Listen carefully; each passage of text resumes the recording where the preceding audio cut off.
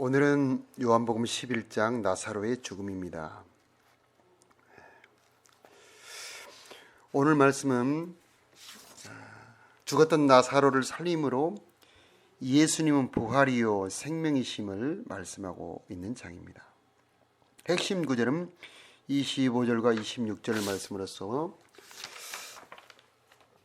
예수께서 이르시되 나는 부활이요 생명이니 나를 믿는 자는 죽어도 살겠고 무릇 살아서 나를 믿는 자는 영원히 죽지 아니하리니 이것을 내가 믿느냐. 이 말씀입니다. 1절과 2절은 나사로를 소개하고 있습니다. 향유를 부었던 마리아 또 마르다의 오라버니다 라고 소개하고 있고 3절에는 그 나사로가 병이 들었으니 빨리 오셔서 낫게 해 주십시오 하고 전가를 보냈습니다. 그런데 4절에 예수님께서 이 병은 죽을 병이 아니고 하나님의 영광을 위함이고 하나님의 아들이 이로 말미암아 영광을 받게 되리라 그렇게 말씀하고 있습니다. 문제를 보는 관점이 다릅니다. 문제를 그냥 문제로 보지 않고 하나님의 영광을 나타낼 재료로 보고 있는 것입니다. 죽음을 보는 관점도 다릅니다. 11절과 14절을 보면 예수님은 나사로가 잠들었다라고 말씀하셨는데 14절에는 나사로가 죽었다라고 말씀하고 있습니다. 잠들었다는 말과 죽었다는 말 어느 말이 맞는가요? 보는 관점에 따라 다른 거죠. 하나님의 관점으로 보면은 모든 만물과 사건이 달리 보이는 것입니다. 죽음도 죽음이 아니고 잠들어 있는 것으로 볼 수 있는 것입니다. 우리가 살면서 약해지고 병이 드는 것, 또 가난해지고 어려운 일이 생기는 것, 누가 그런 일들을 좋아하고 환영하겠습니까? 그러나 하나님의 관점, 믿음의 관점으로 보면은 도리어 그것이 나에게 유익이 될 수 있다 하고 바울이 고백을 하고 있습니다. 하나님의 관점과 눈을 가지고 본다면 우리들에게 닥치는 여러 가지 문제가 다르게 볼 수 있다는 말씀입니다. 예수님은 이틀을 지체하고 와서 보니 나사로가 죽은 지 4일이나 지났습니다. 17절에 와서 보니 나사로가 죽은 지 4일이 지났다. 마르다가 먼저 와서 예수님을 맞아서 말하기를 주님께서 여기 계셨더라면 내 오라버지는 죽지 않았을 것입니다. 그러나 나는 이제라도 주님께서 무엇이든지 하나님께 구하는 것을 하나님이 주실 것을 믿습니다. 이 믿음의 말을 할 때에 23절에 예수께서 이르시되 네 오라비가 다시 살리라. 놀라운 말씀을 전하고 있습니다. 네 오라버니가 다시 살아나리라. 마르다가 이르되 마지막 날 부활 때에는 다시 살아날 줄을 내가 아나이다. 예수님은 이 부활에 대한 말씀을 이미 전하셨습니다. 요한복음 5장 28절과 29절에 보면 무덤 속에 있는 자가 다 그의 음성을 들을 때가 오나니 선한 일을 행한 자는 생명의 부활로 악한 일을 행한 자는 심판의 부활로 나오리라 라고 복음을 전하셨습니다.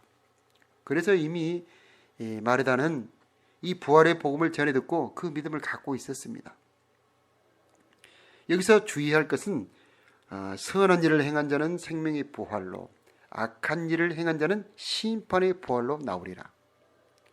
선한 일을 행한 자만 아니고 악한 일을 행한 자도 부활한다는 말씀입니다. 불신자들도 다 부활합니다. 그러나 그 부활이 다릅니다. 우리 믿는 사람들은 생명의 부활이지만 불신자들의 부활은 심판의 부활이죠. 어쨌든 모든 사람은 다 부활합니다.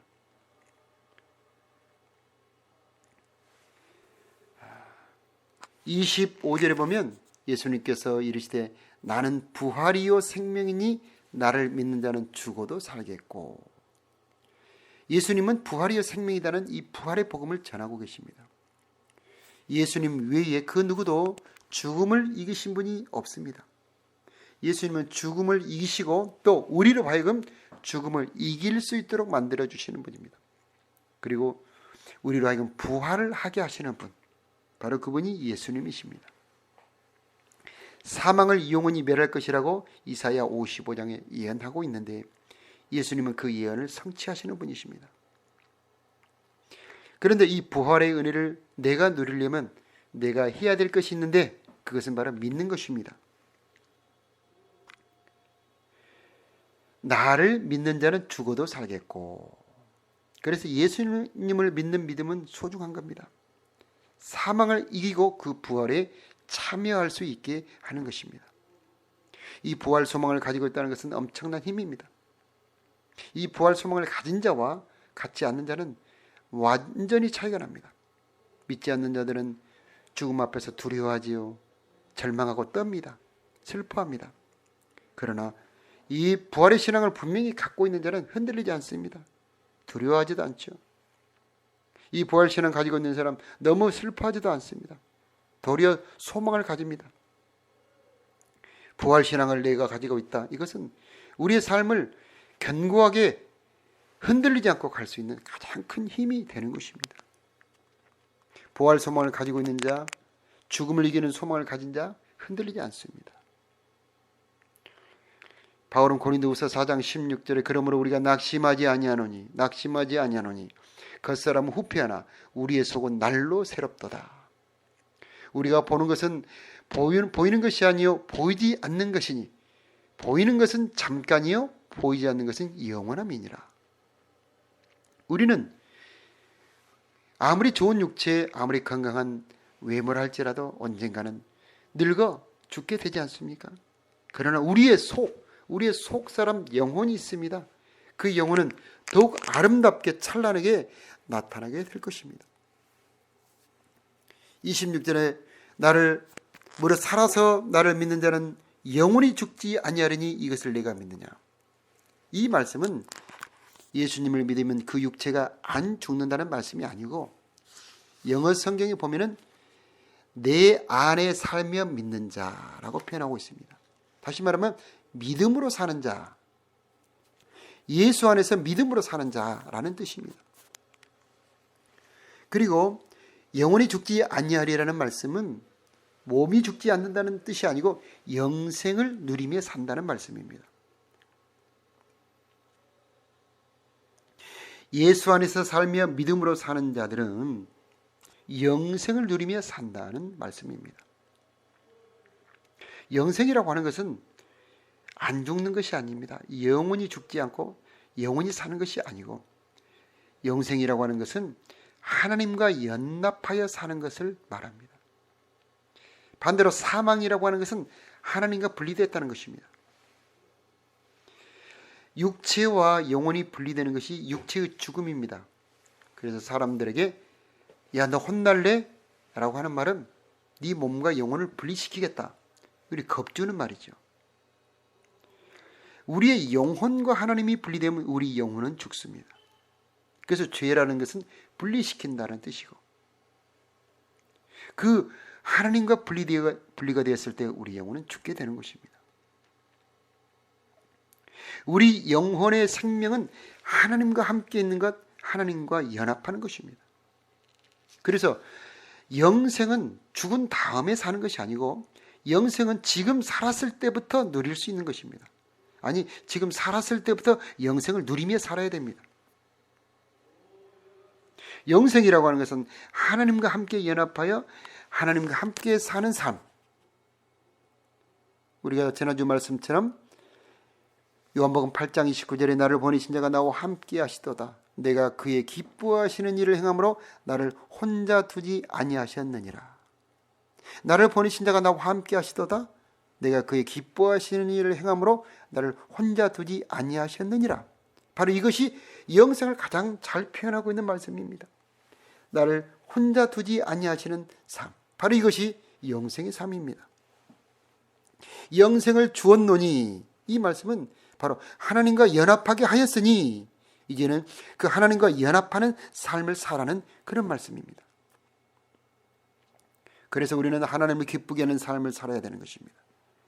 영생의 삶은 다른 말로 말하면 하나님을 기쁘시게 하는 삶, 하나님과 함께하는 삶, 하나님의 뜻대로 사는 삶, 예수님 안에 사는 삶을 말하는 것입니다. 우리들의 육체는 세월이 흘러가면 언젠가는 낡아지고 쇠져가고 결국은 죽게 될 것입니다. 그러나 우리는 낭망치 않습니다. 닭이 달걀을 품으면 21일 만에 그 달걀은 변하여 병아리가 됩니다. 그리고 그 껍질을 깨고 나오는데 뽀송뽀송한 그 노란색 이 예쁜 병아리가 되어서 나옵니다. 그런 것처럼 하나님께서 우리를 품어주시는 삶, 하나님과 함께 사는 삶을 살 때에 우리 육체 속의 영혼은 아름답고 찬란하게 성장하여 결국은 부활하게 된다는 말씀입니다. 그래서 우리가 예수를 처음 믿을 때에 그 처음 믿음은 이제 시작입니다. 영접하는 자, 그 이름을 믿는 자들에게는 하나님의 자녀가 되는 권세를 주셨다 했는데 그 영접은 시작입니다. 결혼도 결혼식으로 끝나는 것이 아니고 결혼식을 하면 결혼 생활이 시작되죠. 씨도 심으면 심는 것으로 끝나지 않고 그 심은 씨가 밭에서 자라는 것처럼 우리가 예수를 믿기 시작하면, 예수님을 영접하면 내 안에 들어온 생명이 점점 내 안에서 자라나야 한다는 것입니다. 그래서 점점 주님과 함께 사는 삶을 살아갈 때 내 영혼은 아름답게 성장해 가는 것입니다. 그것이 바로 부활의 삶, 영생의 삶입니다. 그러나 부활할 때에 그 부활의 영광은 각각 다르다라고 고린도전서 15장에 말씀하고 있습니다. 해의 영광이 다르며 달의 영광이 다르고 별의 영광이 다른데 별과 별의 영광도 다르도다. 죽은 자의 부활이 이와 같으니. 왜 부활하는 사람들의 영광이 각각 다르냐? 그것은 심는 것이 다르기 때문이다 라고 말씀하고 있습니다. 주님을 위해 기도에 심는 것이 다릅니다. 순종을 심는 것이 다릅니다. 하나님을 사랑하는 것이 다릅니다. 각각 다르기 때문에 그 영광도 다르다라고 말씀하고 있습니다. 그러므로 우리는 이 부활의 영광을 안다면 더 열심을 내야 됩니다. 더 주님을 사랑하는 삶을 살아야 됩니다. 주님과 함께 사는 영생의 삶은 영원과 이어지는 삶입니다. 내가 한 번의 순종은 영원과 이어집니다. 죄는 영원한 사망과 연결이 되고 영원한 사망과 이어지는 것이지만 하나님의 뜻에 순종하는 것은 영원한 하나님과 연결되는 것입니다. 그래서 천국도 영원하고 지옥도 영원합니다.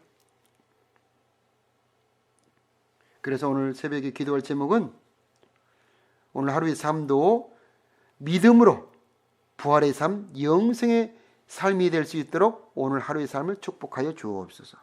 이 닭이 달걀을 품는 것처럼 병아리를 품는 것처럼 나를 품어주시고 목자 되신 예수님 안에 사는 삶이 되게 하여 주옵소서. 이렇게 기도합니다.